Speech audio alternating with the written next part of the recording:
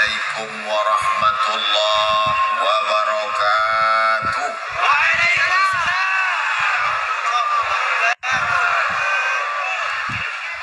Alhamdulillahi wa kafa, wassalatu wassalamu ala al-habibil mujtaba wa ala alihi wa ashabihi ahli sidqi wal wafa. Subhanaka la ilma lana illa ma 'allamtana innaka antal alimul hakim. Rabbi shrah li sadri wa yassir li amri wahlul 'uqdatam min lisani yafqahu qawli. Kullu amrin zibalin, semua amal yang baik, walam yubda bihamdillah, kalau tidak dimulai dengan ucapan pujian kepada Allah, fahuwa aqta, maka amal itu putus, tak dapat dibawa sebagai bekal menghadap Allah. Maka kita awali dengan alhamdulillahi rabbil alamin. Semua majlis kalau tidak disebut selawat kepadanya, maka majlis itu menjadi antana jifa, majlis bangkai busuk berulat dan berbau. Maka majlis yang penuh dengan kehormatan kemuliaan ini kita ucapkan namanya Allahumma salli ala sayyidina Muhammad wa ala alihi wa sahbihi wa barik wa sallim. Laisa minna, tidak termasuk golongan kami, kata Rasulullah sallallahu alaihi wasallam.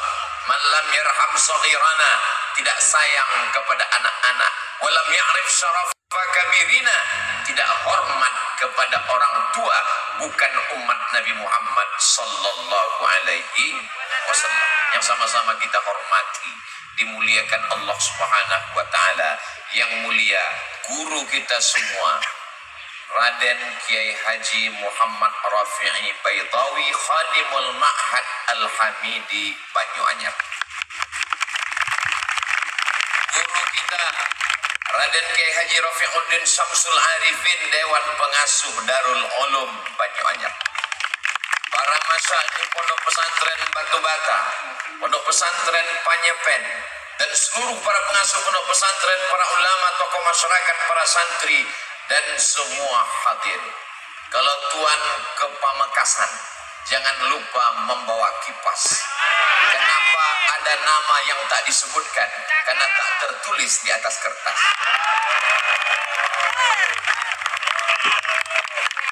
Sahabat saya, guru kita Al-Mukarram Kiai Haji Dr. Ahmad Fauzi Tijani, pimpinan pondok pesantren Al-Amin Prenduan, yang menyertai saya selama beberapa hari ini sampai pulang hari Senin. Tapi yang pulang saya, beliau tidak ikut. Kemudian pula guru kita semua Al-Mukarram Syekh Kiai Ali Karrar Hafizahullah. Semua yang tak disebutkan, muslimin muslimat, mukminin mukminat, hadirin hadirat yang belum kawin dan belum sunat, semuanya dimuliakan Allah Subhanahu. Abdul Somad datang ceramah tausiah ke pondok pesantren Banyuanyar. Salah. Abdul Somad datang ke pesantren Banyuanyar ingin mengambil barokah. 227 tahun. Berapa kali ganti KTP? Bagaimana kemuliaan mereka? Suatu ketika Imam Ahmad bin Hanbal datang ke Masjid Nabawi, lalu tangannya mengusap mimbar Rasulullah sallallahu alaihi wasallam. Setelah dia usap mimbar Rasulullah, dia letakkan ke mulutnya, dia cium. Summa qabbala, dia cium tapak tangannya. Kenapa? Karena beliau ingin mendapatkan atharus salihin, bekas-bekas orang-orang soleh. Di sana ada bekas tapak kaki Rasulullah SAW. Setelah beliau meninggal, datang bekas tapak kaki Sayyidina Abu Bakar Siddiq. Setelah itu datang bekas tapak kaki Sayyidina Umar ibn Khattab. Setelah itu datang bekas tapak kaki Sayyidina Utsman ibn Affan. Setelah itu datang bekas tapak kaki Sayyidina Ali bin Abi Thalib. Setelah itu datang bekas tapak kaki Sayyidina Hasan ibn Ali radhiyallahu anhu. Setelah itu datang bekas tapak kaki siapa saja orang-orang soleh. Padahal ketika itu Imam Ahmad bin Hanbal meninggal tahun 241. Hari ini Abdul Somad datang setelah pesantren Banyuanyar berdiri 275 tahun. Walaupun kita tidak bertemu dengan mereka di dunia, insya Allah kita akan bersama di surga jannah. Berani sekali Ustaz Somad tausiah di depan para alim ulama. Tadi waktu Ustaz duduk baca apa?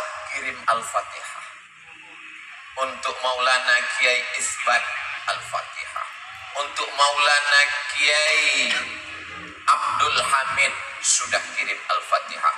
Untuk Kiai Baydawi sudah kirim Al-Fatihah. Supaya apa? Supaya melimpahlah madad dan barokahnya untuk kita semua. Insya Allah. Ada seorang ulama ahli hadis yang memiliki majlis di Masjidil Haram. Namanya Sayyid Alawi bin Abbas Al-Hasani. Kenapa disebut Al-Hasani? Karena dia keturunan Sayyidina Al-Hasan, anak Sayyidatina Fatimah, anak Sayyidina Maulana wa Syafi'ina wa Dhukhrina wa Qurrati A'yunina Muhammad sallallahu alaihi wasallam. Sayyid Abbas sedang mengajar, lalu kemudian dia lihat ada orang tua yang sedang tawaf. Lalu dia bertanya kepada salah seorang muridnya, dia tanya kepada Kiai Baydawi, itu siapa? Orang tua itu adalah Sayyidil Walid, ayah saya. Ini orang salah satu daripada wali-wali Allah Subhanahu wa ta'ala. La ya'riful wali illal wali. Tidak ada yang kenal wali kecuali wali. Jadi kalau ada yang mengatakan Abdul Somad itu wali, berarti dia wali murid atau wali kelas. Jadi sudah jelas kalau ada yang mengatakan Abdul Somad berani petantang-petenteng ceramah di depan alim ulama, dia hanya ingin mengambil barokah kemuliaan. Tapi Ustaz membelakangi mereka. Kok berani Ustaz? Coba putar lagi videonya, mundur ke belakang. Sebelum maju tadi kan berbisik dulu ke Kiai. Kiai ke depan, kata Kiai silakan. Tapi Kiai yang lain, saya sudah angkat tangan 10 jari, 11 dengan kepala. Saat mereka semuanya mengangguk, berarti let's go. Al-adab fauqal ilmi. Ada yang lebih tinggi daripada ilmu, yaitu adab. Kalau ada orang mengatakan saya berilmu, saya banyak hafal ayat, saya banyak hafal hadis, kamu kalah dengan dia yang tak pernah salah. Siapa dia? www.google.com. Saya paling cerdas, semua kelipatan, kali-kali, bagi-bagi, tambah-tambah, saya hafal. Maka sesungguhnya kalkulator jauh lebih cerdas. Kalau ada orang mengatakan amalnya banyak, 1000 tahun beramal, naik langit pertama. 1000 tahun beramal, naik langit kedua. 1000 tahun beramal, naik langit ketiga. 1000 tahun beramal, naik langit keempat, kelima, keenam, ketujuh. Sampai akhirnya dia sejajar dengan para malaikat. Ketika itu apa kata Allah? Wa idh qulna lil malaikati isjudu li Adam. Wahai seluruh malaikat, bersujudlah kamu kepada Adam. Fasajadu, semuanya bersujud, illa iblis. Saat itu bangkit egonya. Yang diperintahkan bersujud malaikat, sedangkan iblis bukan malaikat. Lalu dia siapa? Buka surat Al-Kahfi. Kana minal jinni. Dia berasal dari kalangan jin. Fafasaqa'an amri rabbih. Dia melawan perintah Allah Subhanahu wa ta'ala. Yang diperintahkan bersujud malaikat. Kenapa bisa ada satu yang aneh, yang asing, yang bukan malaikat? Karena prestasi ibadahnya luar biasa sehingga dia sejajar dengan malaikat, tapi dia bukan malaikat. Jadi kalau ada orang bangga dengan ibadahnya tapi kurang adab dan taatnya, berarti dia bukan kata saya. Masya Allah, tabarakallah. Mudah-mudahan kita dijauhkan dari sifat iblis. La yadkhulul jannah, tak masuk surga. Man kana fi qalbihi, siapa yang dalam hatinya mithqala habbatin min khardalin min kibrin, ada sombong sebesar biji sawi. Sebetulnya yang Ustaz bicarakan ini siapa? Saya. Di atas pentas, Di atas karpet hijau ada lagi karpet abu-abu lengkap dengan bunga-bunganya, dikawal dengan pasukan khusus anti santet. Maka kalau kita tidak rendahkan diri kita di hadapan Allah, kita akan merasa lebih tinggi, lebih hebat, lebih mulia.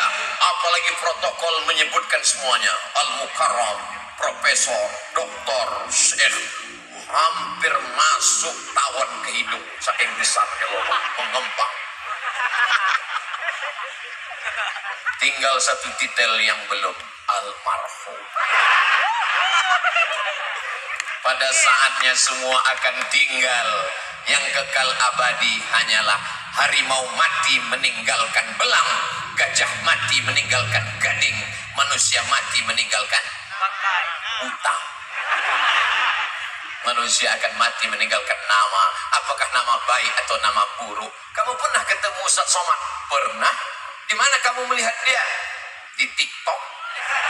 Sombong sekali gayanya. Itu videonya dipotong, Beb.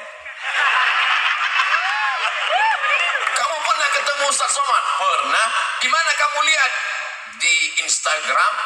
Tapi cuma 1 menit. Ngomongnya kasar. Itu orang nggak punya paket 2 giga. Kalau dia orang dari pesantren Banyu-Anyar, dia akan tonton dari awal sampai akhir. Judul videonya, mencari barokah di pesantren 227 tahun. Di mana bisa kami lihat Pak Ustaz? Channel Ustaz Abdul Somad Official. Subscribe, like, share, and comment. Saya paling takut ceramah kalau di hadapan kiai. Ini rasanya sekarang nih seperti peserta dacil. Dai cilik menjelang malam Lailatul Qadar. Jadi nanti kalau ada, kenapa Ustaz selama tausiah itu ngelihatnya ke depan, ke kanan, ke kiri, nggak ada ngelihat ke belakang? Takut bahannya hilang. Tema yang diberikan adalah bagaimana membumikan kitab kuning. Kitab kuning itu apa Pak Ustaz? Ya kitab yang warnanya kuning. Akhirnya ini anak pergi ke Mesir. Sampai di Mesir pergi ke toko-toko buku di dekat Masjid Al-Azhar, di dekat Masjid Kepala Sayyidina Al-Husain. Sampai di sana dia lihat ternyata kitabnya putih semua. Ternyata dicetak di Darul Fikri Beirut, kertasnya berwarna putih. Makna kitab kuning menurut istilah para alim ulama, guru-guru kita adalah disebut orang Arab dengan kutubut turas, kitab-kitab klasik yang ditulis ratusan bahkan ribuan tahun yang lalu. Saya kebetulan pernah kuliah di Malaysia, Universiti Kebangsaan Malaysia. Lalu kemudian karena kita orang Indonesia wajib mengambil satu mata kuliah, bahasa Melayu. Padahal saya orang Melayu, bukan Melayu yang lari itu. Saya ini dari Sumatera, orang Riau, Melayu. Pokoknya kamu orang Indonesia wajib ngambil mata kuliah bahasa Melayu. Nama dosennya Cik Rusdi. Kumisnya tebal. Lalu kemudian di suatu hari dia pun datang masuk kelas membawa manuskrip tulisan. Dia katakan, ini adalah manuskrip Melayu umurnya 100 tahun. Coba kalian baca masing-masing, silakan. Begitu kami baca, nggak paham. Padahal bahasanya bahasa Melayu, umurnya baru 100 tahun. Tapi hari ini, anak-anak pesantren Banyu-Anyar membaca kitab Sahih Al-Bukhari, ditulis oleh Imam Muhammad bin Ismail bin Ibrahim bin Al-Mughirah bin Bardisbah Al-Bukhari dari Uzbekistan, meninggal pada tahun 256 Hijrah. Umur kitab itu sekarang 1200 tahun. Semua santri faham. Yang mengaku orang Melayu, bahasa Indonesia, tapi ternyata tidak paham, padahal umur manuskrip baru 100 tahun. Kenapa kita bisa paham Sahih Al-Bukhari? Karena bahasa Arab tidak mengalami perubahan. Itulah dia bahasa Al-Quran. Al-Quran yang dibaca Nabi Muhammad SAW didengarkan oleh makmum makmum. Makmumnya membaca, didengarkan oleh sahabat. Sahabat membaca, didengarkan tabi'in. Tabi'in membaca, didengar tabi'in. Sampai ke guru kita. Makanya kalau ada orang masuk Islam, mu'alaf, ngaji, nggak pakai guru, dia hanya modal internet, dia cari Al-Quran digital, enter. Habis itu dia coba-coba baca. Dia akan baca alama. Karena tulisannya alif baris atas, lam baris atas, mim baris atas. Karena tidak berguru. Tapi ketika dia berguru, dia akan dengar bacaan yang benar. Alif lam mim. Tidak ada tulisannya begitu. Kita berguru kepada guru-guru kita. Itulah makanya disebutkan man la syaikha lahu fasyaitanu syaikhuhu. Siapa yang tidak berguru, maka setanlah gurunya. Alhamdulillah semua santri-santri dari sejak berdiri 227 tahun yang lalu, ternyata pecahan dari murid, dari santri yang mendirikan pondok-pondok pesantren, lebih dari 400 pondok pesantren, insya Allah akan terus bertambah mengalir sebagai amal jariah sampai hari kiamat insya Allah. Kita tidak perlu ngaji pada kiai, kita tidak perlu ngaji sama ulama. Cukup kembali kepada Al-Quran dan baca hadis Nabi. Berpeganglah kepada dua saja, Quran dan hadis. Oh gitu, iya. Lalu kamu belajar baca Quran sama siapa? Sama guru. Itu kan ulama. Guru saya boleh, guru kamu nggak boleh. Kebetulan kami di Sumatera, cara belajar baca Qurannya, alif di A, alif di bawah I, alif depan U, A, I, U. Sahabat saya di Pulau Jawa, alif fathah A, alif kasroh I, alif dhammah U, A, I, U. Di Madura gimana cara baca? Nabi tidak mengatur cara membacanya. Terserah pakai ijtihad apa. Dulu pakai qaidah Baghdadiyah. Lalu kemudian muncul metode namanya Iqra. Muncul lagi metode namanya Qiraati. Muncul lagi metode namanya orang dari Batam namanya Pak Hatta. Dia buat metode Hattaiyah. Kalau Abdul Somad buat metode Somadiyah. Ini adalah ijtihad untuk memberikan kemudahan-kemudahan. Lalu kalau dikatakan siapa yang membaca Quran dengan metode yang tidak diajarkan Nabi, maka dia sudah melakukan perbuatan bid'ah.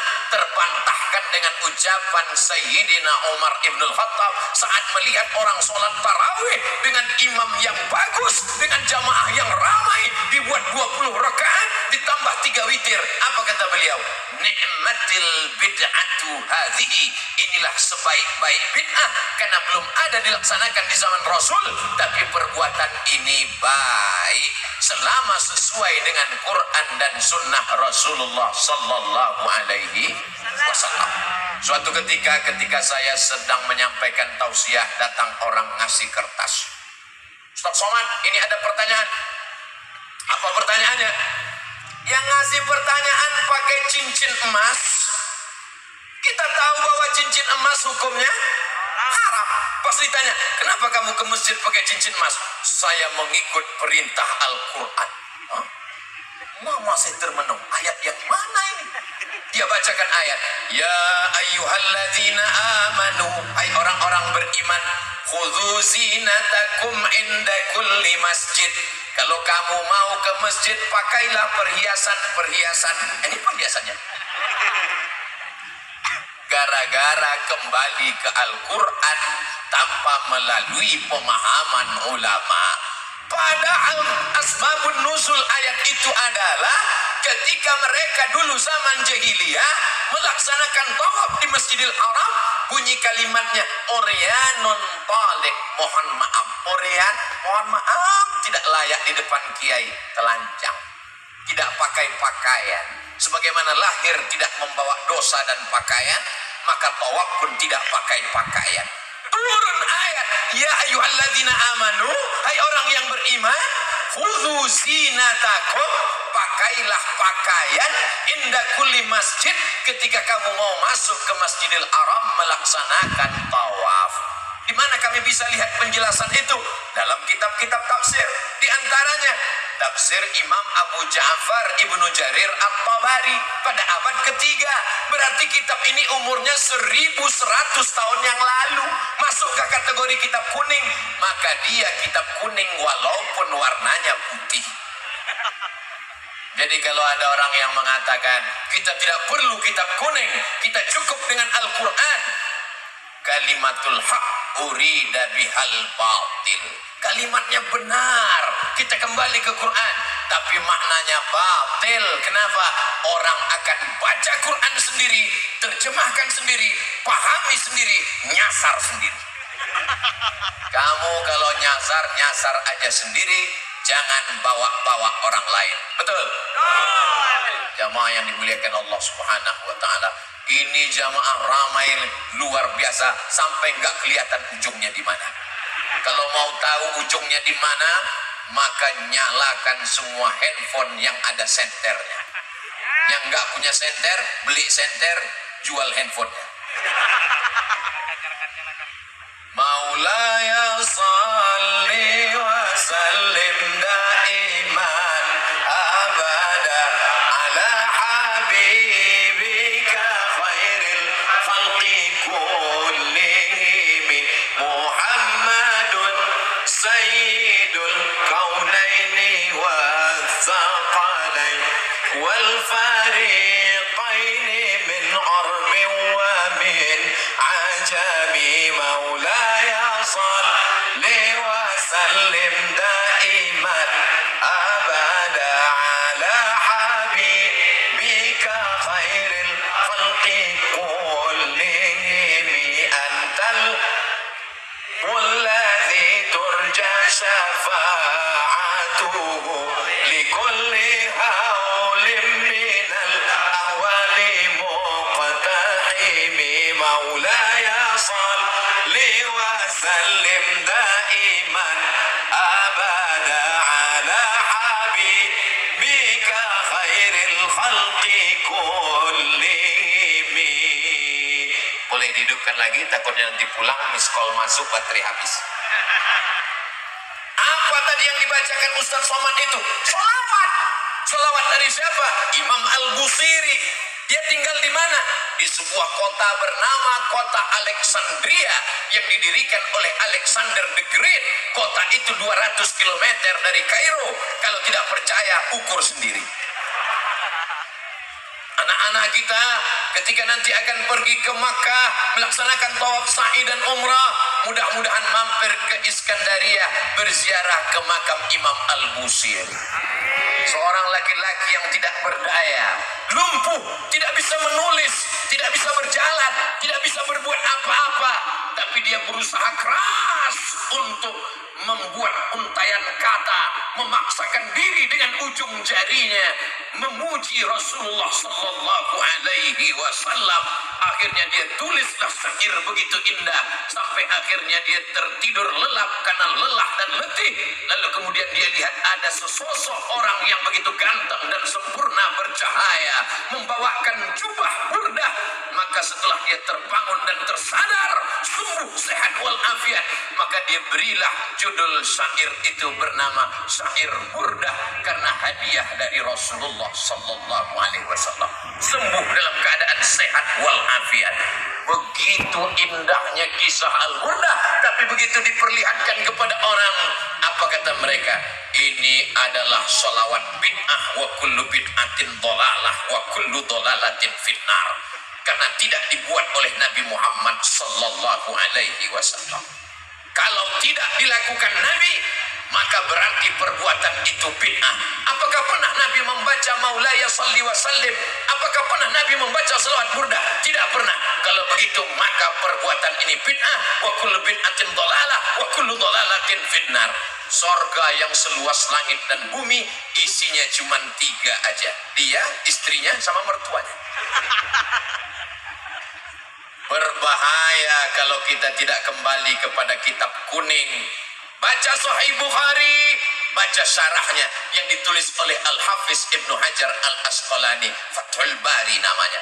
ditambah lagi Imam Al-Qastullani, ditambah lagi Imam Badruddin Al-Aini. Saya baca Sahih Muslim, Pak Ustadz, kamu nggak paham. Baca syarah penjelasannya, ditulis oleh Imam An-Nawawi dalam kitab Al-Minhaj, syarah Sahih Muslim Ibn Al-Hajjaj. Saya baca kitab Muwatta Malik, Pak Ustadz, kamu nggak ngerti. Nanti kamu akan katakan dalam kitab Muwatta Malik ini hadisnya dhaif semua, sanadnya putus semua, ini balaghat, ini munqati'at, ini maqtu'at. Padahal sesungguhnya sanad-sanadnya sudah disambungkan oleh Imam Ibnu Abdil Bar dalam kitab At-Tamhid lima fil Muwatta minal ma'ani wal asanid. Saya membaca kitab Sunan Tirmidzi, Pak Ustaz, baca syarahnya Tuhfatul Ahwadi. Saya baca Sunan Abi Dawud, Pak Ustaz, baca syarahnya Aunul Ma'bud dan syarah yang lain. Saya baca kitab Sunan Ibni Majah, Pak Ustaz, baca syarahnya Hasyiah As-Sindi. Saya baca Musnad Ahmad bin Hanbal, Pak Ustaz, baca penjelasan ta'liqat wa syuruhat wa tahqiqat yang ditulis oleh para ulama. Semua penjelasan itu dalam kitab kuning, walaupun warnanya putih. Jadi pintu masuknya gimana, Pak Ustadz? Kita masuk hotel, ada kolam renang, ada tempat minum, ada tempat sarapan, ada kamar, ada tempat olahraga. Tapi satu kunci pintu masuknya adalah bahasa Arab. Dan bahasa Arab kuncinya adalah nahwu, sharaf, balaghah, ma'ani, bayan. Insya Allah itulah yang dipelajari selama 227 tahun. Selamat dari perpecahan, insya Allah. Jadi kalau umat ini mau selamat, tidak ada jalan lain. Selamat dari tabdi' membid'ahkan, selamat dari tafsik memfasikkan, selamat dari takfir mengkafirkan. Dia akan kembali kepada sunnah, dan sunnah itu adalah Quran, hadis. Tapi dia lupa satu lagi, al ulama warasatul anbiya. Kita kembali ke hadis. Hadis itu apa?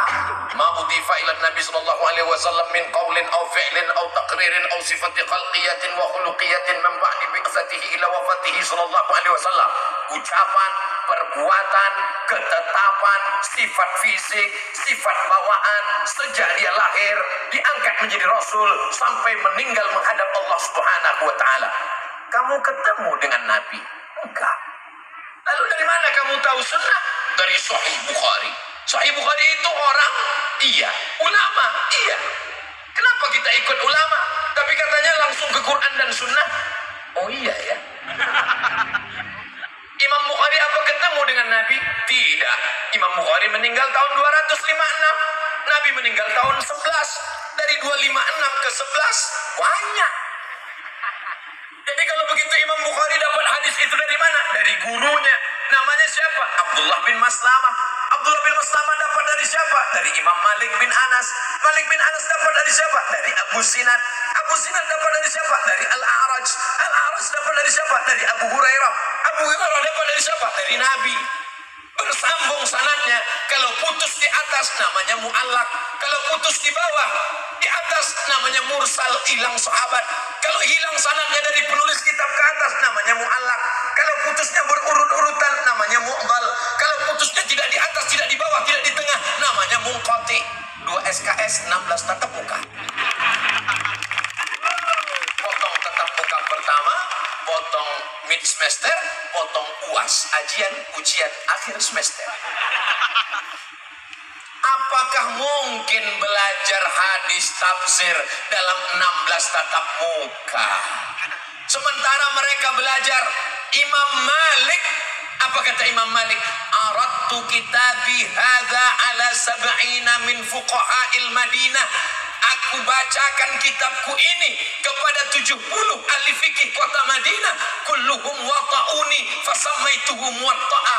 Semuanya setuju dengan isi kitab Muwatta, maka aku sebut kitab ini Muwatta. Kitab hadis tertua yang dicetak saat ini, meninggal tahun 179 Hijrah. Catatan-catatan penting dari Imam Malik ke guru-gurunya bersambung sampai ke Nabi SAW. Al-isnad minad-din. Sanad adalah bagian dari agama. Fanzuru amman ta'khudhu dinakum. Perhatikan kamu ambil sanad ilmu kamu dari siapa. Orang sekarang kalau ditanya, kamu belajar dari siapa? Dari guru saya. Siapa guru kamu? Syekh YouTube. Nama lengkapnya siapa? Tabayatubu. YouTube. Belajar di YouTube nggak apa-apa kalau gurunya ada. Sebenarnya jamaah yang hadir hari ini, mereka cuma memastikan apakah Abdul Somad itu ada. Tadi di rumah Kiai ketemu dengan beberapa adik-adik, ketemu, ini Abdul Somad yang selalu kulihat di YouTube. Memangnya ada orang di YouTube itu nggak ada di alam nyata? Ada. Anak saya selalu ngelihat dia, saya selalu ngelihat dia. Pas saya datang ke kampungnya dia nggak ada. Siapa itu? Upin Ipin. Memangnya ada di YouTube itu yang suaranya ada, orangnya nggak ada? Ada. Suaranya ada, tapi orangnya nggak ada. Siapa itu? Ya itu kalau kita tanya, Anda sedang berada di Jalan Sudirman, jangan belok kiri, terus aja. Itu suaranya ada, orangnya nggak ada. Itu mesin. Kalau dijamin orangnya ada, kita dengar kajiannya. Kalau nggak paham kita tanya ke guru, kita bisa komplain. Maka ini adalah perbuatan kemajuan teknologi membuat kita menjadi mudah untuk belajar. Bukankah dulu Al-Quran tidak ditulis di atas kertas? Al-Quran ditulis di pelepah korma, di tulang onta, di batu yang ceper. Masya Allah, langsung kertas datang. Syukur ya. Kertas barang mewah dari Tiongkok. Mereka membuat bubur yang terbuat dari bambu. Karena negeri itu disebut dengan negeri tirai bambu. Bambunya habis dimakan oleh panda. Lalu kemudian bambu dibubur. Setelah bubur bambu dijemur, jadilah kertas. Lalu kemudian kita pun sekarang menemukan ada yang disebut dengan pulp and paper.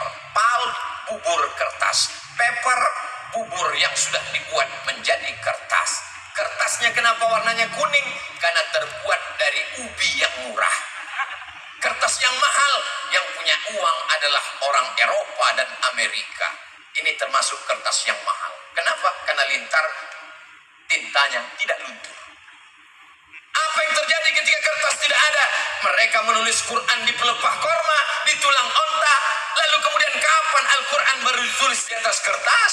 Ketika 70 penghafal Quran meninggal dunia memerangi seorang nabi palsu bernama Musailamah Al-Kadzab. Nama kampungnya Yamamah, nama orangnya Musailamah, nama kampungnya Yamamah. Karena mikrofonnya kurang jelas, jamaah pulang ke rumah cerita nama nabi palsunya Yamamah, nama kampungnya Musailamah.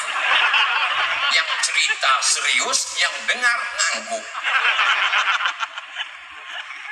Lalu kemudian apa yang terjadi? Ketika itu Sayyidina Umar Ibn Al-Khattab mengatakan, wahai khalifata Rasulillah, ini 70 penghafal Quran sudah meninggal dunia. Aku khawatir kalau penghafal Quran ini meninggal, Quran akan hilang. Kalau begitu kita mesti membukukan Al-Quran. Apa kata Abu Bakar Siddiq? Aku takut membukukan Al-Quran karena Nabi tidak pernah melakukannya, Nabi tidak pernah memerintahkannya. Sampai Allah melembutkan hati Abu Bakar Siddiq, akhirnya dia setuju karena khawatir Quran akan hilang. Maka disusunlah tim penulisan Al-Quran yang diketuai oleh Sayyidina Zaid bin Sabit sebagai sekretaris, Ubay bin Ka'ab salah seorang imam pada masa sholat tarawih yang dibuat oleh Umar Ibn Al-Khattab. Anak-anak muda yang gagah perkasa. Siapa Zaid bin Sabit? Zaid bin Sabit adalah penterjemah Rasulullah yang berkata, ta'allamtuha wa hadaqtuha. Saya mempelajari bahasa Yahudi selama nisfa syahrin, setengah bulan. Zaid bin Sabit cerdas. Ketika Nabi hidup, dia penterjemah. Umurnya lebih kurang 15 tahun. Anak umur 15 tahun sekarang kelas 1 SMA tidak masuk kelas karena online. Kecuali di pondok pesantren, dia tetap belajar full sampai hari. Ada yang nanya ke saya, kenapa orang di pesantren tetap belajar Pak Ustadz? Karena COVID tidak mau masuk pesantren. Tapi bukan berarti anak yang tidak pesantren berarti COVID. Kenapa mereka tidak mau masuk pesantren Pak Ustadz? Karena takut disuruh menghafal Alfiyah Ibnu Malik beserta syarahnya, syarah Ibnu Aqil. Pintu untuk masuk ke kitab-kitab kuning ini adalah bahasa. Diawali dari yang paling kecil, disusun ulama dari ujung dunia, tempat tenggelamnya matahari. Orang Arab menyebutnya Maghrib karena tempat tenggelam matahari. Sebelum Christopher Columbus menemukan benua Amerika, orang menganggap itulah tepian dunia. Negeri itu disebut dengan Maghribi, sekarang disebut dengan Maroko. Saya belajar di Maroko 2 tahun. Lalu kemudian setelah pulang ditanya, Ustaz dulu kuliah di mana? Maroko. Dekat dengan Merauke Pak Ustaz.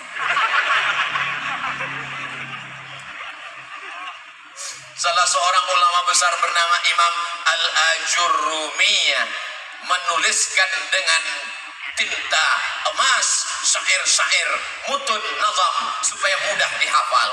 Setelah itu kemudian dilanjutkanlah anak-anak belajar Al-Kawakibud Durriyah, mereka belajar Imriti, mereka belajar Alfiyah, dibacakan syarahnya, akhirnya mereka pun bisa membaca kitab. Enaknya anak SMP sekarang datang, kamu di mana? Pesantren.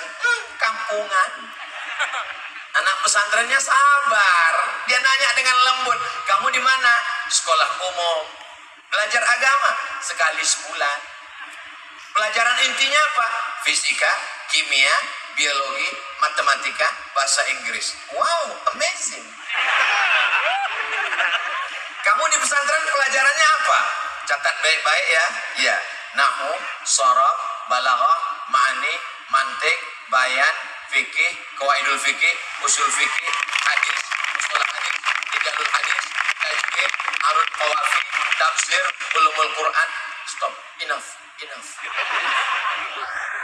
Pesantren ini berat guys, biar aku aja.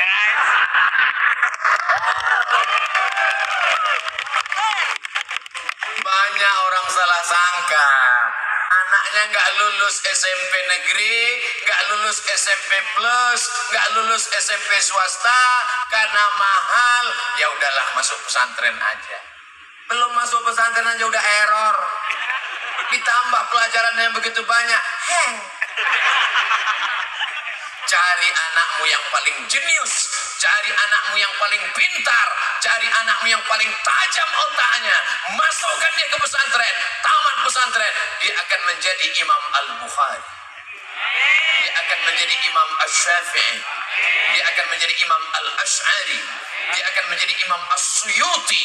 Apa kata Imam Jalaluddin Abdurrahman As-Suyuti? Hafiztu mi'atai alfa hadis, aku hafal 200.000 hadis. Lau wajadtu aksara min dzalika la hafiztuha, kalau aku dapat lebih dari itu aku akan hafal juga. Banyak orang sekarang begitu enaknya ngomong, Imam Syafi'i manusia, saya manusia. Imam Syafi'i makan, saya makan. Imam Syafi'i nikah, saya lebih banyak. Imam Syafi'i itu tidur, saya juga tidur. Kalau Imam Syafi'i boleh baca Quran mengeluarkan hukum, saya juga bisa baca Quran dan mengeluarkan hukum. Orang yang begini jangan dimarahi, cuman tanya aja lembut-lembut sambil berbisik. Udah ngopi.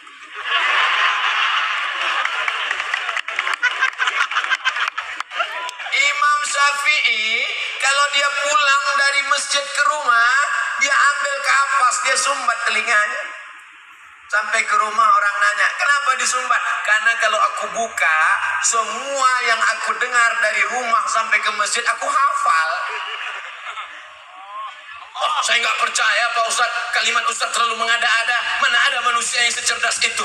Cari aja di YouTube, www.youtube.com. Buat di situ tes IQ tertinggi internasional, akan dites manusia tercerdas di dunia di zaman sekarang. AAA, QQ7, BB, QQ, CC, CC, K, bisa dia ulang kembali. itulah yang cerdas, yang membaca Al-Quran, yang menghafal hadis Rasulullah Sallallahu Alaihi Wasallam. Jangan karena tidak bisa lalu dikatakan tidak ada. Tapi bukan berarti karena anak kita tidak secerdas itu lalu besok rame-rame narik anaknya dari pesantren. Anak-anakku yang sudah berada di pesantren, belajar kitab kuning, banggalah menjadi anak pesantren. Bangga apa tidak bangga? Bangga. Mengalir pahalanya sampai hari kiamat anak. Tapi saya mau jadi polisi, Pak Ustaz. Emang saya nanti kalau pesantren punya ijazah? Loh, anak pesantren baca kitab, tapi mereka juga punya ijazah formal. Tapi setelah selesai sanawiyah 3 tahun, aliyah 3 tahun, mereka nggak pulang kampung. Pas ditanya, nggak pulang? Enggak. Kenapa? Kitabnya belum khatam. Lebih sayang kitab daripada ijazah formal. Ijazah formal bisa didapatkan dengan paket A, paket B, paket C. Tapi dibaca kitab, dia mesti dibaca berulang-ulang, didengarkan, ngantuk dikit, salah baca. Kitabnya bagus. Tapi karena bahasa Arab ini begitu banyak, tulisannya mirip, cara bacanya beda. Al-Jannah, Al-Habbah, Al-Junnah, Al-Jinnah, itu tulisannya sama semua. Makanya jangan baca kitab yang sudah digigit rayap. Lari obat dari kitab. Tulis sebetulnya kitab itu tulisannya Habbatun Sauda. Tapi karena digigit rayap tulisannya Hayatun Sauda. Ular hitam dia tangkap. Memang nggak sakit, mati langsung. Kalau ada dokter-dokter spesialis, ujian akhirnya sebelum buka praktek, dia mesti bisa bahasa Latin. Kenapa? Karena buku-buku kedokteran diambil dari bahasa Latin, dari bahasa Yunani, lalu diterjemahkan ke dalam bahasa Arab. Saya melihat 2 jilid di perpustakaan Darul Hadis Maroko, ditulis oleh Ibnu Sina. Tapi karena orang bule, orang barat susah baca Ibnu Sina, mereka baca Avicenna. Lalu kemudian apa yang terjadi? Setelah itu mereka terjemahkan. Judul bukunya Al-Qanun Fittib, Al-Qanun, undang-undang Fittib kedokteran. Diterjemahkan ke dalam bahasa Inggris, The Canon of Medicine. Jadi anak-anak kita amat sangat bisa. Pak Ustadz, kami nggak bisa bahasa Inggris. Bahasa Inggris perubahannya cuma berapa? Go, going, gone, when. Cuma 4. Tapi zahaba,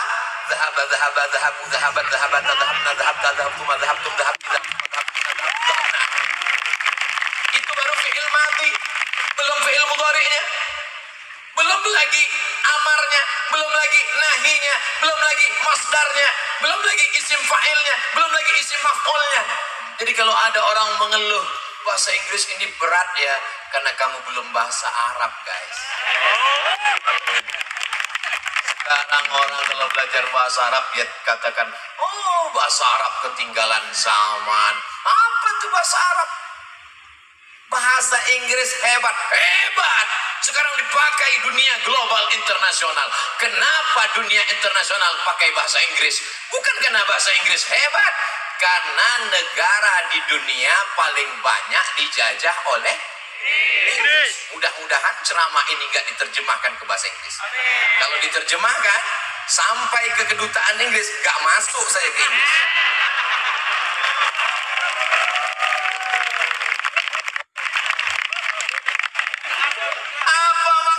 Apa maknanya? Maka bahasa Arab itu disebut dengan lughatud dhad. Kenapa bahasa dhad? Karena tidak ada huruf dhad. Dalam bahasa Inggris ada huruf shin. Ada? Masa ada huruf shin dalam bahasa Inggris? Ada. Mana? Workshop, shopping center, sheriff. Ada. Ada dalam bahasa Inggris huruf sa. Ada. Health. How about your health? WHO itu singkatan dari World Health Organization. Tapi huruf bod, huruf ain tidak ada dalam bahasa bahasa Inggris huruf Ain, I love you. Tidak ada dalam bahasa Inggris qalqalah.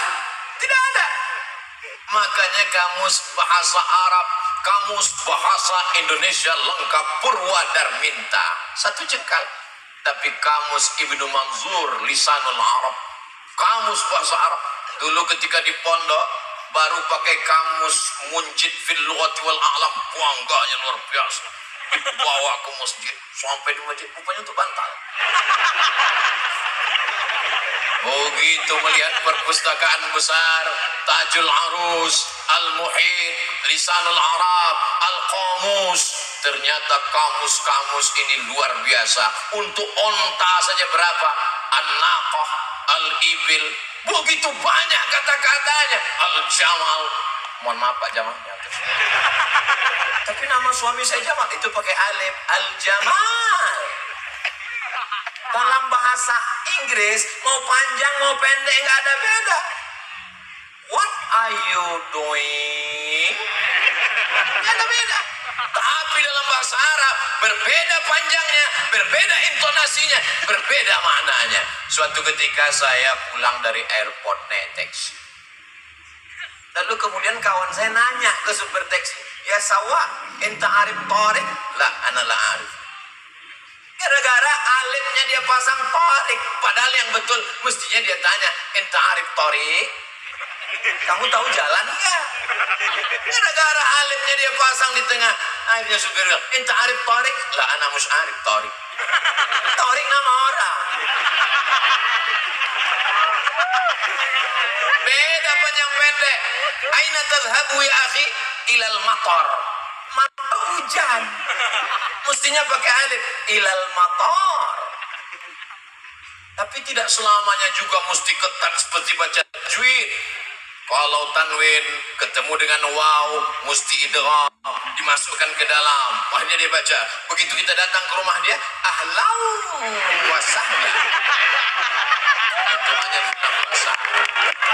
Kebetulan saya punya teman, saya punya kawan. Dulu waktu latihan bahasa Arab mau ke Mesir dia baca ahlan wa sahlan. Sekarang sudah doktor. Nama nggak boleh disebut, menjaga kode etik jurnalistik. Setiap saya ketemu sama dia, doktor jurusan bahasa Arab. Kalau ketemu sama dia, ahlan wa sahlan. Saudara yang dimuliakan Allah Subhanahu wa taala.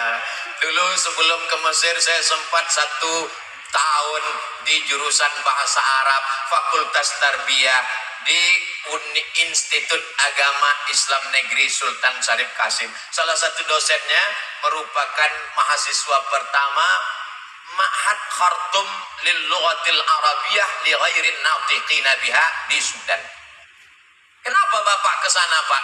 Karena di sana bahasa Arab. Gimana belajar waktu di sana, Pak? Saya sampai di sana, kata dia, belajar lagi mengucapkan huruf-huruf. Masa S2 belajar huruf lagi? Ternyata penyebutan huruf kita salah, kata dia. Lalu saya penasaran, salahnya di mana? Kami di kelas dikasih kapas, 1 orang 1 kapas. Disuruh nyebut huruf fa. Semua disebut huruf fa. Pa. Siapa yang hurufnya keluar duluan, lalu kemudian kapasnya terbang, salah. Lalu saya tanya, yang benar gimana Ustaz? Kapasnya terbang duluan, hurufnya keluar dengan nada yang lembut. Sampai sehalus itu, sampai sedetail itu.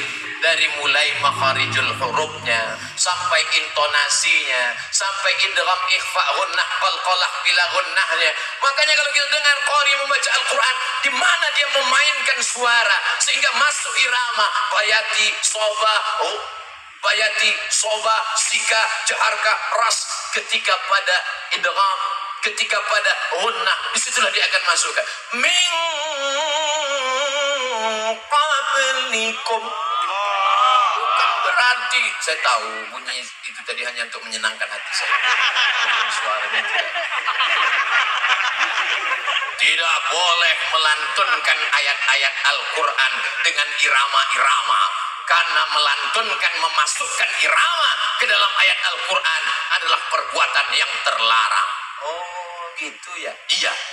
Sekarang kita dengar Imam Masjidil Haram. Alhamdulillahi Rabbil Alamin Ar-Rahmanir Rahim Maliki Yaumiddin. Itu ada iramanya enggak? Ada. Gimana baca Al-Fatihah enggak pakai irama? Alhamdulillah Rabbil Alamin Ar-Rahmanir Rahim Maliki Yaumiddin. Siapa bilang enggak ada iramanya? Azan enggak boleh panjang-panjang. Loh, azan di Saudi Arabia? Oh, panjang. Azan nggak pakai irama gimana bunyinya? Allahu Akbar, Allahu Akbar. Itu yang muazinnya Babin Kamtibmas. Mereka walaupun polisi, walaupun tentara, Babinsa nggak tinggal sholat berjamaah. Kalau azannya lembut, jamaahnya tidur. As-salatu khairum minan naum. Maka Pak Babinsa dengan Babin Kamtibmas dia robah iramanya.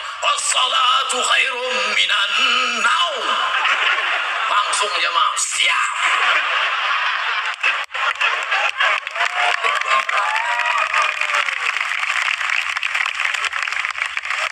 Anak pesantren dengan ijazahnya dia bisa jadi dokter spesialis. Apalagi kalau dia hafal Quran dia bisa dapat beasiswa. Sekarang ada namanya Bintara Santri Angkatan Darat. Dia bisa jadi jenderal. Bintang 7 jangan sakit kepala. Cukup bintang 4 saja. Ketika dia punya kekuasaan, dia akan menolong agama Allah. Tapi basicnya mestilah pesantren. Saya diceritakan oleh sahabat saya, dulu kiai-kiai itu menjadi pasukan Hizbullah, menjadi pasukan pengusir tentara Jepang dan Belanda. Teriakan mereka adalah teriakan Allahu Akbar. Santri-santri. Dulu orang mengatakan hari kita mengusir Belanda adalah tanggal 10 November. Betul, tidak salah. Tapi kenapa orang bersemangat, berjihad, tak takut mati 10 November? Karena sebelumnya ada resolusi jihad tanggal 22 Oktober. Dari 22 Oktober ke 10 November, pada saat itu ada perjuangan luar biasa. Ulama lah yang mengajarkan bahwa kalau kau mati, kau akan mati syahid. Sehingga mereka berjuang li'ila'i kalimatillah. Allahu Akbar. Belanda lari pontang-panting, Jepang lari pontang-panting, tinggal sendalnya. Itulah disebut dengan sendal Jepang. Dan pesantren Banyuanyar, betul, menjadi bukti sejarah salah satu rudal Belanda mendarat kemari. Dan mukjizat karomah. Kalau mukjizat itu nanti karomah bagi Allah tidak meledak. Tidak meledak. Lalu apa yang terjadi? Lalu dibongkar, dibuang misiunya, dibuang kabel-kabelnya. Sekarang untuk jadi teng. Jamaah yang dimuliakan Allah Subhanahu wa taala. Karamah yang diberikan Allah kepada para wali-wali Allah untuk apa? Menunjukkan bahwa dia ada. La yazalu 'abdi yataqarrabu ilayya bin nawafil. Kalau hambaku itu mendekatkan diri kepadaku dengan ibadah sunnah, hatta uhibbah, hadis sahih Muslim, sampai aku cinta kepadanya. Fa idza ahbabtuhu, kalau aku sudah cinta kepadanya, fa akunu ainahu yubsiru biha, aku akan menjadi matanya, dengan matanya dia akan memandang. Bukan berarti dia menyatu dengan Allah, tapi kemudian pandangannya adalah pandangan Allah Subhanahu wa taala. Tidak ada yang sulit bagi Allah. Innama amruhu idza arada syai'an ayyaqula lahu kun fayakun. Apa maknanya? Anak kita yang di pesantren baca kitab bahasa Arab, ijazah dapat, selesai, fikihnya mantap, ngerti Quran, ngerti hadis, bisa lulus apapun. Yang paling diinginkan adalah barokah guru, barokah habaib, barokah kiai. Banyak orang berilmu tapi tidak ada barokahnya. Rezeki juga begitu, duitnya banyak tapi nggak ada barokahnya. Duit apa namanya? Duit hantu dimakan setan. Mudah-mudahan dengan majelis ilmu hidup kita jadi barokah. Anak-anak kita barokah menjadi soleh dan solihah. Istrinya barokah menjadi penyejuk mata, penenang jiwa. Saya Pak Ustadz kalau melihat istri itu senang sekali. Tapi kamu belum nikah dan istri orang Pak Ustadz. Mohon maaf ya, saya keceplosan. Masya Allah, tabarakallah. Allahumma salli ala Sayyidina Muhammad wa ashghili zalimin bizalimin wa akhrijna min bainihim salimin wa ala alihi wa sahbihi ajma'in. Sallallahu rabbuna ala nuril mubin Ahmad al-Mustafa sayyidil mursalin wa ala alihi wa sahbihi ajma'in wa ala alihi wa sahbihi ajma'in.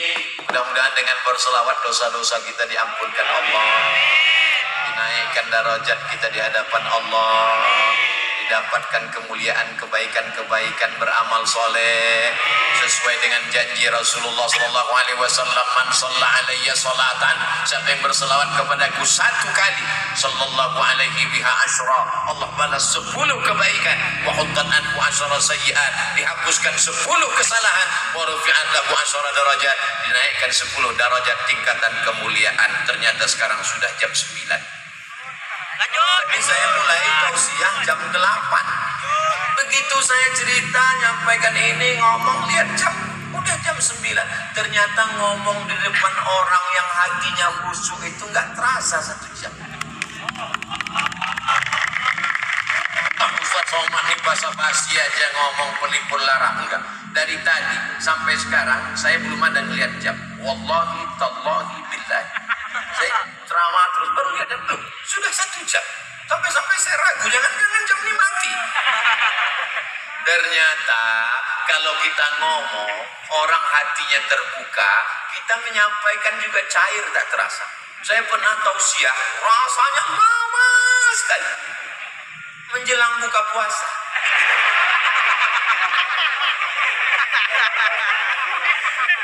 Tapi memang tadi bacaan Fatihahnya banyak sekali. Untuk Kiai Isbat Al-Fatihah, untuk Kiai Abdul Hamid Al-Fatihah, untuk Kiai Baytawi Al-Fatihah, untuk Mbah Khalil Bangkalan Al-Fatihah, untuk para habaib, para ulama Al-Fatihah. Kenapa? Tidak ada tempat kita bersandar kecuali kepada Ustaz katanya kepada Allah. Kenapa mesti kepada tadi hamba Allah itu? Oke. Suatu ketika Khalid bin Walid kehilangan pecinya. Peci saya mana? Peci saya mana? Peci saya mana? Lalu kemudian sahabat mengatakan, peci kan banyak jual di pasar. Kenapa sibuk nyari peci? Bukan pecinya.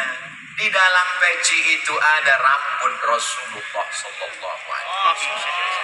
Pertanyaannya, kenapa nggak langsung aja ke Allah? Kenapa melalui rambut Rasulullah? Asma binti Abi Bakar, kalau anaknya sakit, dia ambil qirbah. Qirbah adalah kulit kambing, tempat air minum. Karena waktu itu belum ada lagi tempat air minum canggih seperti sekarang. Kulit kambing dijahit, setelah itu diisi air, lalu kemudian bekas minum Rasulullah SAW itu dituangkan air, diminumkan kepada anaknya. Kenapa nggak langsung aja kepada Allah? Ya Allah, sehatkan anakku, nggak perlu pakai qirbah, ini bid'ah, wa kullu bid'atin dhalalah, wa kullu dhalalah bid'ah.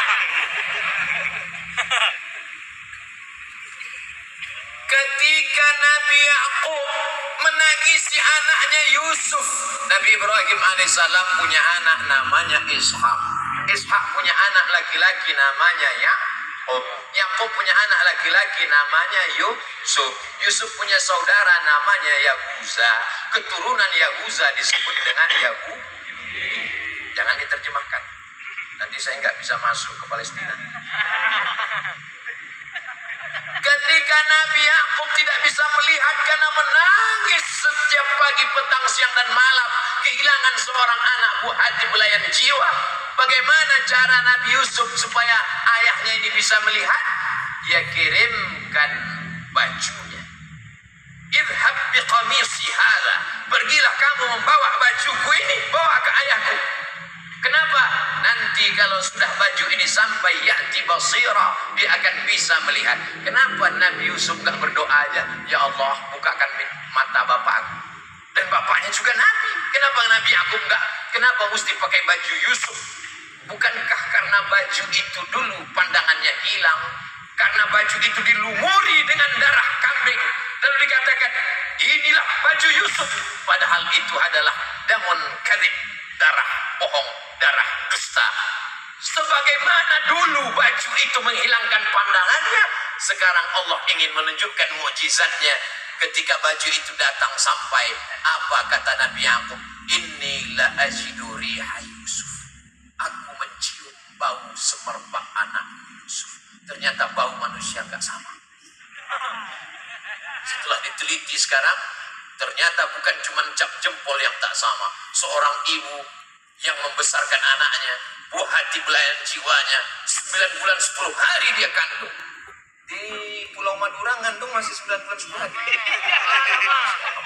Di tempat lain sudah ekspres. Dia susukan 2 tahun lamanya, dia tahu bau anaknya, dia dapat mencium. Inilah ajidu riha Yusuf. Ketika baju Yusuf datang, dia cium, lalu kemudian terbuka matanya. Kenapa tidak langsung berdoa kepada Allah melalui wasilah orang-orang soleh? Jadi kalau ada orang mengambil barokah dari para alim ulama, dari para habaib, dari zuriat Rasulullah, dari orang-orang yang dianggap wali Allah, yang dinyatakan wali masyhur, menyatakan ini wali Allah, dan dia mastur, dia tidak pernah mengakui dirinya, tapi orang lain mengatakannya, maka saya termasuk orang yang selalu suka mengambil barokah-barokah. Mudah-mudahan barokah ini melimpah kepada kita semua. Di mana kita bisa dapatkan itu? Di dalam kitab kuning. Idza matal insan, kalau manusia mati, begitu dalam Sahih Muslim. Tapi ada juga yang meriwayatkannya idza mata ibnu Adam. Gak apa-apa, karena memang kita semuanya adalah anak Adam. Yang tidak keturunan Adam berarti keturunan monyet, menurut Charles Darwin. Idza matal insan, kalau manusia mati, inqata'a, putus. Lalu setelah orang meninggal ada keluarganya ngaji. Bismillahirrahmanirrahim. Yasin wal Qur'anil Hakim. Kalau baca Yasin begitu slow, pelan. Karena banyak juga orang sekarang baca Yasin cepat sekali, 120 km per detik. Fayakun turja'un. Datang orang membacakan hadis, idza matal insan, idza mata ibnu Adam, inqata'a amaluhu. Jangan bacakan lagi karena sudah putus. Yang putus itu apa? Yang putus itu adalah orang yang meninggal putus amal taklifi. Orang meninggal nggak wajib sholat, orang meninggal nggak wajib puasa, orang meninggal nggak wajib bayar zakat. Maka kalau ada orang nggak mau sholat, nggak zakat, nggak puasa, maka dia mesti mati. Apakah orang yang sudah meninggal itu tidak beramal? Kita lihat penjelasan ulama ketika Nabi Muhammad SAW Isra Mi'raj. Subhanalladzi asra bi'abdihi laylan minal masjidil haram ilal masjidil aqsa. Dalam perjalanan Nabi Muhammad SAW melihat Jibril, iya, itu apa yang terang di bawah? Itu kuburnya Nabi Musa. Nabi Musa lagi ngapain? Sholat di kuburnya. Pertanyaannya, Nabi Musa udah meninggal atau masih hidup? Sudah meninggal. Tapi katanya orang meninggal nggak beramal. Inqata'a amaluhu. Itu yang sholat itu siapa? Oh, kalau begitu hadisnya dhaif. Enak aja, mentang-mentang nggak sesuai lalu hadisnya didhaifkan. Nabi pun sampai ke Masjidil Aqsa. Ditambatkannya Burak. Setelah itu dia salat. Dan di belakangnya ada Nabi Ibrahim. Nabi Ibrahim jadi makmum. Di belakangnya ada Nabi Musa. Nabi Musa jadi makmum. Di belakangnya ada Nabi Nuh. Nabi Nuh jadi makmum. Pertanyaannya, Nabi-Nabi itu masih hidup apa udah meninggal? Sudah meninggal, kok sholat? Tapi katanya orang sudah meninggal putus. Maka kata ulama, diantaranya Syekh Yusuf dalam kitab Al-Mawsu'ah Al-Yusufiyah fi Adillatis Sufiyah, yang putus itu adalah amal taklifi. Dia tidak lagi sholat wajib, dia tidak lagi zakat wajib, dia tidak lagi zikir baca Quran wajib, tapi bahwa mereka beramal. Maka sesungguhnya wali-wali Allah, orang mati syahid, para nabi, mereka tetap beramal. Kalau mereka tidak beramal, tidak mungkin mereka menjawab salam kita saat lewat di makam. Assalamualaikum ya ahlad diyar minal mu'minin wa inna insyaallah bikum lahiqun yarhamullahu mustaqdimina wal mustaakhirin nasallallahu lana wa lakumul afiyah. Kalau hafal panjang, kalau nggak hafal gerak-gerakan aja mulut. Mereka pun akan menjawab waalaikumsalam warahmatullahi wabarakatuh, tapi kita tidak mendengar jawabannya. Itu menunjukkan bahwa mereka sesungguhnya tidak mati, tidak berhenti. Maka apa kata Allah? Wala taqulu liman yuqtalu fi sabilillahi amwat bal ahya walakin la tash'urun. Masya Allah, tabarakallah. Jadi kalau mau menyelesaikan masalah khilafiyah di tengah masyarakat, solusinya adalah kembalikan kepada kitab kuning.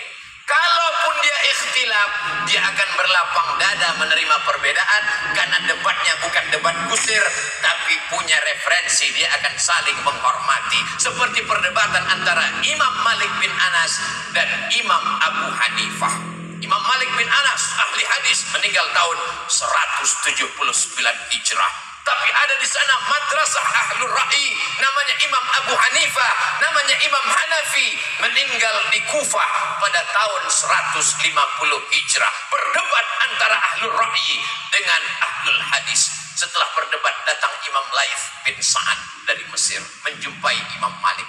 Malik, ya, bagaimana kamu melihat Hanafi tadi? Kata Imam Malik, belum pernah aku melihat orang yang hujahnya sehebat Abu Hanifah. Setelah itu Imam Laits datang menemui Imam Hanafi. Hai Abu Hanifah, bagaimana kau dapati Malik tadi? Apa kata Imam Hanafi? Aku belum pernah melihat orang yang hafalan hadisnya sehebat Malik bin Anas.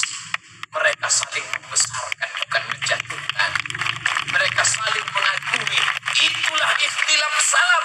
Itulah ikhtilaf orang berilmu. Betul kata Imam Muhammad bin Idris Asy-Syafi'i, ma jadaltu aliman illa ghalabtuhu wa ma jadaltu jahilan illa ghalabani. Kalau aku berdebat dengan orang alim berilmu, aku menang. Tapi kalau aku berdebat dengan orang dungu, aku selalu kalah. Kenapa? Karena mereka berdebat bukan dengan ilmu, tapi berdebatnya dengan urat leher. Kalau cerita urat leher, siapa yang paling kuat teriak, dialah yang menang. Adik-adik yang sudah di pesantren, jangan merasa dibuang orang tua. Kalian adalah orang yang beruntung karena sudah diberikan kesempatan menuntut ilmu. Lanjutkan sampai khatam kitab-kitab. Banyak sekarang anak-anak kalau dimasukkan ke pesantren merasa anak yang sudah dibuang. Sore-sore menjelang azan maghrib bersandar di bawah pohon kelapa. Jangan-jangan aku anak adopsi. Allah Maha Penyayang, jatuh pohon kelapa, langsung sehat. Bayangkan kalau orang tuamu tidak sayang, tidak kenal ulama, tidak ngerti barokah, dibelikannya engkau rumah, kamarnya mewah, dibelikan mobil, dibelikan gadget, dibelikan handphone, dibelikan macam-macam alat hiburan.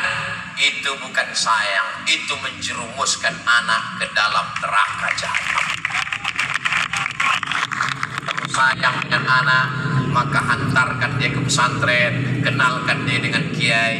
Kiai, ini anakku. Sebagaimana dulu Ummu Sulaim datang membawakan Sayyidina Anas bin Malik kepada Sayyidina Muhammad sallallahu alaihi wasallam.